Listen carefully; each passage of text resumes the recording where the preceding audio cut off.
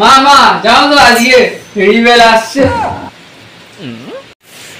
তো কি হয়েছে, আজ তো রবিবার, ভাত মাংস রুটি রাইস সবই করা আছে, এলে খেতে দিয়ে দেবো, অত চিন্তা করছিস কেন তুই?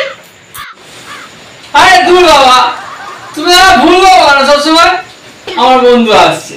আরে বন্ধু নয়, ঝড় আসছে, ঝড়, রিবেল, বুঝেছো? এই তুই আমার মাথা খারাপ করিস না। তোর বাবা সব বলে যাচ্ছে আর তোর মাথাটা ওই জন্য খারাপ হয়ে যাচ্ছে। তোর বাবাও সকাল থেকে বলে যাচ্ছে ঝড় আসবে ঝড় আসবে। ঝড়টা কোথায় আসছে? তুমি বেশি বাড়াবাড়ি করোনি মা।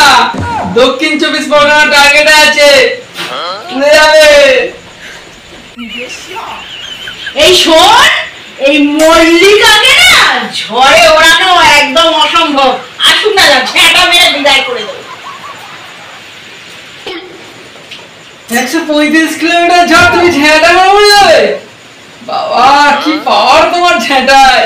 তাহলে এবার দিয়ে ঝড়কে আর বলবো নি, আছে তোমার ঝেঁটাই মেরে তুমি ঝড় বানিয়ে দাও, ঠিক আছে?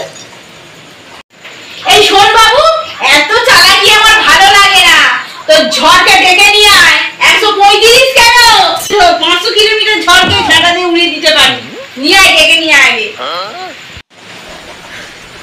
মা তুমি এবার রেডি হও, তুমি চলো, তোমার পাগলা গাড়াতে যাওয়ার সময় হয়ে গেছে।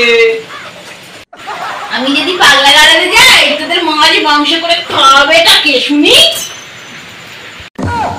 আরে কি বলছো মা, এই ঝড়ে যা খাওয়া আমরা খেয়ে নেবো না, আর মাছ মাংস লাগবে না।